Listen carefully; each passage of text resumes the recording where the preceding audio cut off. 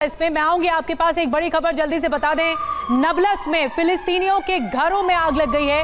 नबलस इलाके में कई घरों को आग के हवाले कर दिया गया। इजरायली सैनिकों पर भड़काने का आरोप है।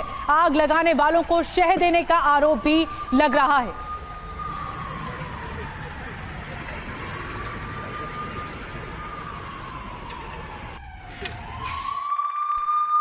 और अगली बड़ी खबर का रुख कर लेते हैं। गाजा में कभी भी शुरू हो सकता है ग्राउंड ऑपरेशन, जिसका इंतजार किया जा रहा है, जिसके लिए फौजें टैंक्स तैयार हैं, उसकी मंजूरी मिल सकती है। कमांडर से मिले हैं आईडीएफ के प्रमुख और कमांडर के साथ रणनीति पर बातचीत की गई है। दुश्मन की तैयारियों के बारे में इस मुलाकात में चर्चा की गई है और कभी भी हमले के लिए तैयार रहने को कहा है। आपको बता दें कि लगभग 3 लाख से ज्यादा जो रिजर्व फोर्स है उसको सीमाओं पर तैनात किया गया है और हजारों टैंक एक आदेश का इंतजार कर रहे हैं।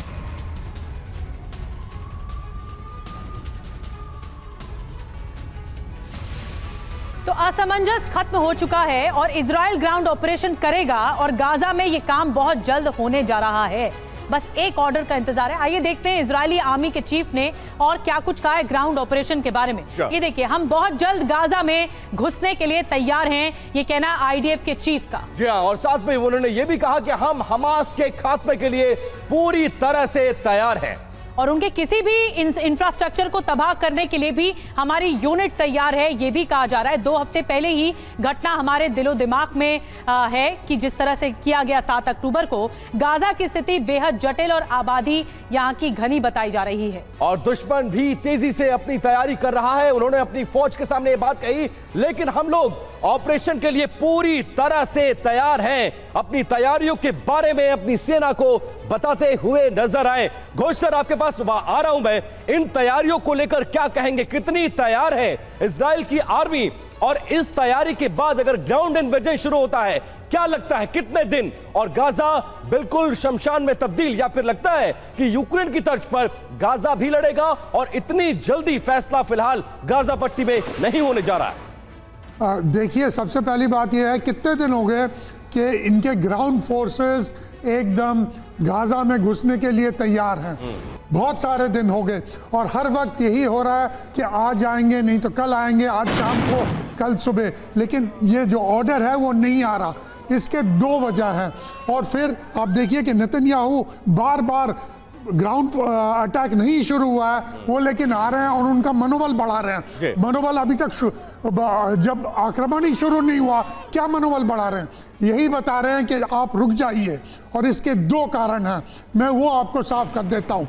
एक तो अगर ग्राउंड अटैक होता है, वहाँ पर टनल्स हैं और अर्बन वॉरफेयर में काफ़ी हताहत होने की आशंका है। दूसरी बात, अभी तक यूएस ने, अमेरिका ने उनको कहा है कि अभी आप रुक जाइए, क्योंकि ईरान ने कहा है और फिर दूसरे जो अलग मुस्लिम देशों ने कहा है कि ज़्यादा कोलैटरल डैमेज होगा तो हम भी इसमें भिड़ जा सकते हैं। ईरान ने तो कहा ही है।